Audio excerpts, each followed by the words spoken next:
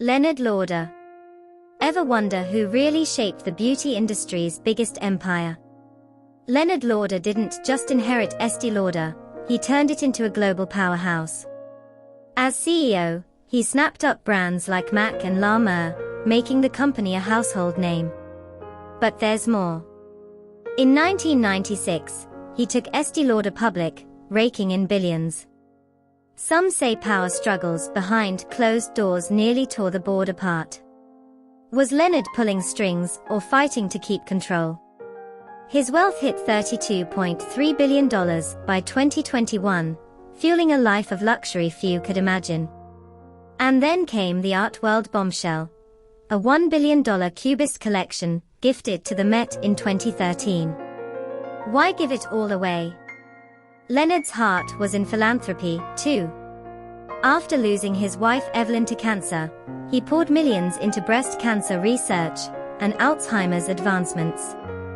His $125 million donation to Penn Nursing in 2022 changed lives. But whispers started after his death in June 2025 at 92. Joel Shapiro.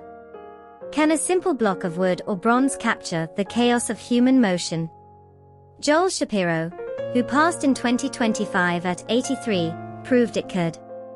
Born in New York City, he wasn't just another artist. His 2 years in India with the Peace Corps shaped a vision that blended raw simplicity with profound depth. But how did he turn basic shapes into something so alive? Shapiro started as a minimalist, crafting small, untitled sculptures that let materials speak for themselves. No fancy narratives, just pure form. By the 1980s, he got restless. Inspired by Indian and Greek art, plus modernists like Degas, he scaled up. His works grew bolder, life-sized, and started to feel like they could move.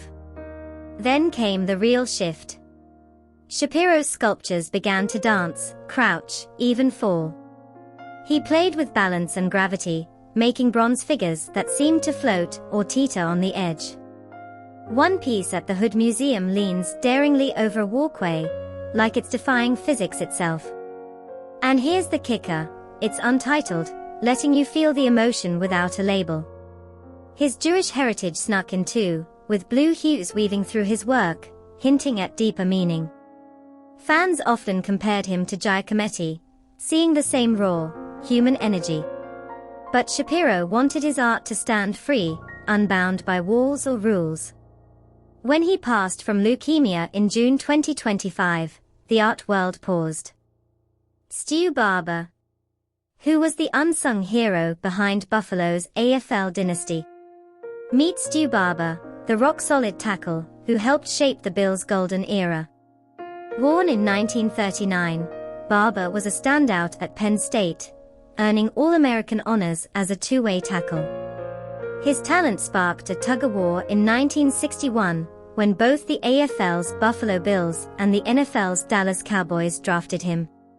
Barber chose Buffalo, a decision that changed history.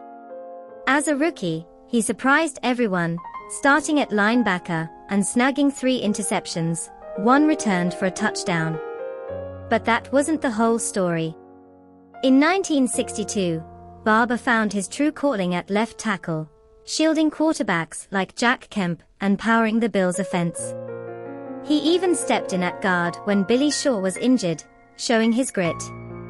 Barber's presence was key to Buffalo's back-to-back AFL championships in 1964 and 1965. Missing just 1 game in 9 seasons, he was a cornerstone of reliability. And what happened next would cement his legacy. 5 straight AFL All-Star nods from 1963 to 1967, plus a spot on the 1970 all-time AFL second team.